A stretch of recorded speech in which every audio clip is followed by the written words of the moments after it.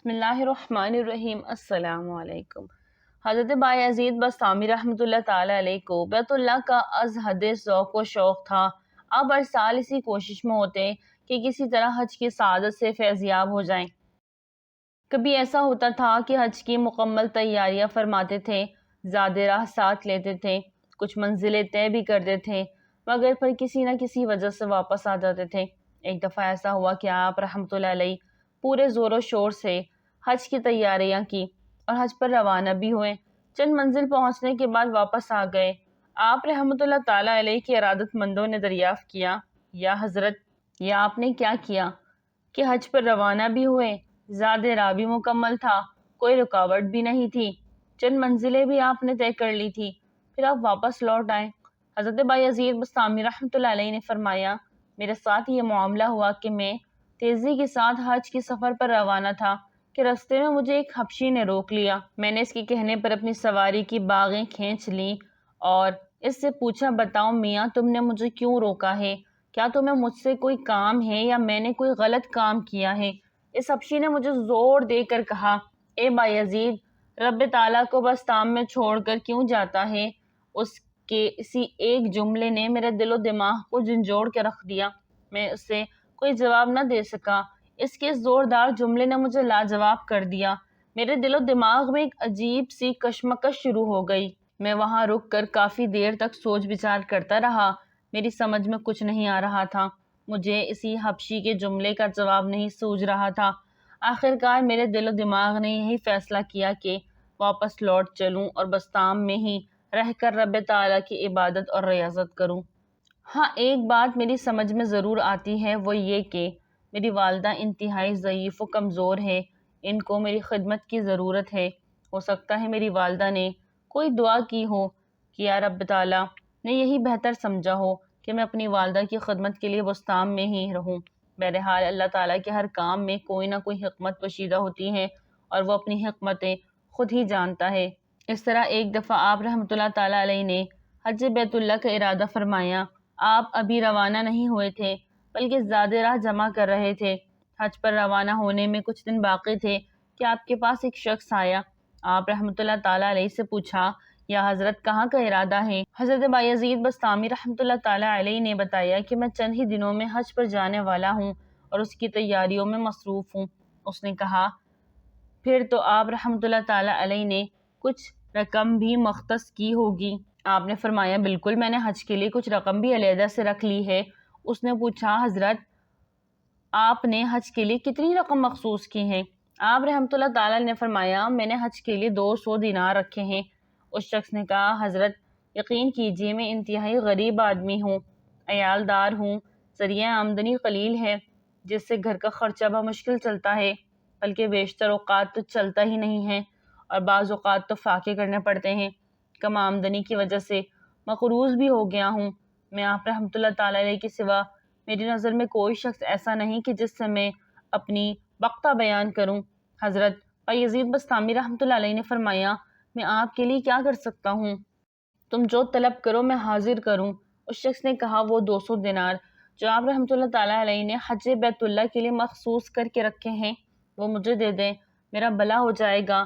آپ رحمۃ اللہ تعالیٰ علیہ کو گھر بیٹھے حج کا ثواب مل جائے گا اور رب تعالیٰ نے چاہا تو کئی حجوں کا ثواب آپ رحمۃ اللہ علیہ کے نام اعمال میں لکھا جائے گا۔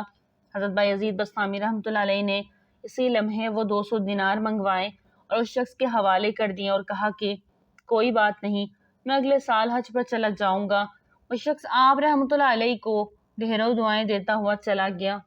اگلے سال پھر آپ رحمۃ اللہ علیہ نے حج بیت اللہ کا ارادہ کیا۔ سارا سال اس کے لیے کچھ نہ کچھ جمع کرتے رہے۔ جب کچھ زیادہ راہ جمع ہو گیا تو آپ رحمۃ اللہ علیہ حج کے ارادے سے چل پڑے۔ آپ کا طریقہ کار یہ تھا کہ چند قدموں کے بعد 2 رکعت نفل نماز ادا کرتے تھے۔ اس طرح ایک منزل کو طے کرنے میں 2 ماہ کے قریب لگ جاتے تھے۔ بعض منزلیں آپ رحمۃ اللہ علیہ نے 6 ماہ میں طے کی۔ آپ رحمۃ اللہ تعالیٰ علیہ سے کسی نے پوچھا، یا حضرت، آپ چند قدم کے بعد رک جاتے ہیں اور 2 رکعت نماز کے بعد پھر روانہ ہوتے ہیں اور 2 رکعت نماز بھی آپ طویل سجدوں میں کرتے ہیں، اس طرح تو آپ کو مکہ مکرمہ پہنچنے میں کئی سال لگ جائیں گے۔ حضرت بایزید بسطامی رحمۃ اللہ علیہ نے فرمایا، یاد رکھو کہ بیت اللہ دنیاوی بادشاہوں کا دربار نہیں کہ جہاں انسان گھر سے نکلے اور تھوڑی ہی دیر میں پہنچ جائے۔ یہ اس شہنشاہ کا گھر ہے جو دو جہاں کا خالق اور مالک ہے، لہٰذا اس مالک الملک کے گھر پہنچنا خاص آداب کا طالب ہے۔ طلب جس گہری ہوگی، آداب اس قدر با سلیقہ، با قرینہ اور شایان شان ہوں گے، لہٰذا رب تعالیٰ کے گھر کے لیے اس کے شایان شان ادب کو ملحوظ خاطر رکھنا چاہیے۔ حضرت بایزید بستامی رحمۃ اللہ علیہ سفر کرتے ہوئے پورے 12 سال میں مکہ مکرمہ پہنچے۔ ابھی وہاں حج کا موسم نہیں تھا۔ آپ رحمۃ اللہ تعالیٰ علیہ وہاں عبادت اور ریاضت میں مشغول رہے۔ جب حج کے ایام آئے تو آپ نے بیت اللہ کا شرف حاصل کیا اور اس کے بعد مدینہ منورہ جانے کے بجائے بستام کی طرف واپس روانہ ہوئے۔ آپ رحمۃ اللہ علیہ کے ارادت مندوں اور چاہنے والوں نے پوچھا، یا حضرت یہ کیا بات ہوئی؟ روزہ رسول صلی اللہ علیہ وسلم پر حاضری کے لیے مدینہ منورہ تشریف نہیں لے جا رہے؟ آپ رحمۃ اللہ علیہ نے فرمایا، مجھے یہ کوئی معقول بات معلوم نہیں ہوتی کہ میں باوجہ تخلیق کائنات محبوب خدا احمد مجتبیٰ حضرت محمد صلی اللہ علیہ وسلم کے روزے پر حج کے طفیل جاؤں۔ اس قدر عظیم ہستی کے روزے پر خصوصی طور پر جانا چاہیے، ضمنی طور پر نہیں، کیونکہ وہ ایسی ہستی ہے کہ ان کے روزے پر محض اسی نیت سے گھر سے نکلنا چاہیے کہ صرف انہی کے روزے پر حاضری دینا، لہٰذا میں کسی دوسرے موقع پر خالصتاً مدینہ منورے کا قصد کر کے وہاں پہنچوں گا۔ حج کی ادائیگیوں کے بعد آپ رحمۃ اللہ تعالیٰ علیہ بستام پہنچے اور والدہ کی خدمت میں مصروف ہو گئے۔ حضرت بایزید بستامی رحمۃ اللہ علیہ جب گھر پہنچے تو والدہ نے بے حد دعائیں دی۔ آپ رحمۃ اللہ علیہ نے والدہ ماجدہ کو بتایا کہ میں اگلے سال صرف مدینہ منورہ جاؤں گا، آپ کی اجازت ہو تو میں تیاریاں جاری رکھوں؟ والدہ نے کہا، بیٹا، محبوب رب العالمین صلی اللہ علیہ وسلم کے روزے اقدس پر جانے سے بھلا میں کیسے روک سکتی ہوں؟ البتہ اتنا ضرور ہے کہ 1 سال کے اندر اندر واپس آ جانا۔ حضرت بایزید بستامی رحمۃ اللہ علیہ نے والدہ ماجدہ سے وعدہ کیا اور کہا، امی جان، آپ 1 سال کا کہتی ہیں، میں تیزی کے ساتھ جاؤں گا اور روزے رسول صلی اللہ علیہ وسلم پر حاضری دے کر چند یوم وہاں رہ کر واپس آ جاؤں گا۔ اس پر آپ رحمۃ اللہ علیہ کی والدہ ماجدہ بہت خوش ہو گئیں۔ انہوں نے آپ رحمۃ اللہ علیہ کو ڈھیروں دعائیں دیں۔ حضرت بایزید بستامی رحمۃ اللہ علیہ سال بھر تیاری کرنے کے بعد دوسرے سال مدینہ منورہ روانہ ہوئے تو سینکڑوں ارادت مند آپ کے ہم رکاب ہو گئے۔ آپ تنہائی چاہتے تھے، چنانچہ آپ کے عقیدت مندوں نے آپ کی خواہش کے مطابق آپ کو تخلیہ یعنی تنہائی میں رہنے کی اجازت دے دی۔ وہ اگرچہ آپ رحمۃ اللہ علیہ کے ساتھ ہوتے تھے مگر آپ رحمۃ اللہ علیہ سے ایک خاص فاصلے پر رہتے تھے تاکہ آپ کو عبادت اور ریاضت کا پرسکون ماحول میسر آ سکے۔ حضرت بایزید بستامی رحمۃ اللہ علیہ تیزی سے مسافت طے کرتے ہوئے مدینہ منورہ پہنچے اور آپ نے روزے رسول صلی اللہ علیہ وسلم پر حاضری دی۔ وہاں چند روز عبادت اور ریاضت میں گزارے۔ آپ رحمۃ اللہ علیہ نے مدینہ منورہ سے واپسی کا ارادہ کر لیا تاکہ والدہ ماجدہ سے وعدے کے مطابق بستام پہنچ سکے۔ آپ رحمۃ اللہ علیہ نے مدینہ منورہ سے واپسی کے سفر میں اونٹ پر بہت زیادہ بوجھ ڈال دیا۔ آپ کے ارادت مندوں اور عقیدت مندوں نے جب دیکھا تو انہوں نے آپ سے کہا، یا حضرت، آپ نے اپنے اونٹ پر اتنا زیادہ برڈن ڈال دیا ہے، یہ بوجھ اونٹ کی طاقت اور استطاعت سے کافی زیادہ ہے۔ جانور پر اس قدر بوجھ لادنا زیادتی ہے، آپ کی شان اور بزرگی کے بھی برخلاف ہے کہ آپ رحمۃ اللہ علیہ کسی جانور پر اس کی طاقت اور قوت سے زیادہ بوجھ لادیں۔ حضرت بایزید بستامی رحمۃ اللہ علیہ نے فرمایا، آپ لوگوں کی بات بظاہر تو درست ہے اور آپ نے جو کچھ دیکھا وہی کہہ دیا، اگر آپ لوگ غور سے ملاحظہ کریں تو آپ کو معاملہ مختلف نظر آئے گا۔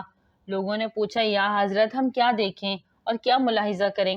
آپ رحمۃ اللہ علیہ نے فرمایا کہ آپ لوگ اونٹ کے قریب جا کر دیکھو کہ آیا بوجھ اونٹ کے اوپر ہی ہے یا نہیں۔ جب آپ رحمۃ اللہ علیہ کی ارادت مندوں نے چاہنے والوں نے اونٹ کے قریب جا کر غور سے دیکھا تو سب دیکھ کر حیران رہ گئے۔ تمام بوجھ اونٹ کی کمر سے اوپر معلق تھا اور اونٹ کی کمر پر نہیں تھا۔ حضرت بایزید بستامی رحمۃ اللہ علیہ کے پاس آپ کے ارادت مند دوڑتے ہوئے آئے اور آپ سے معافی طلب کی اور کہنے لگے، یا حضرت، ہمیں اس بات کا علم نہیں تھا۔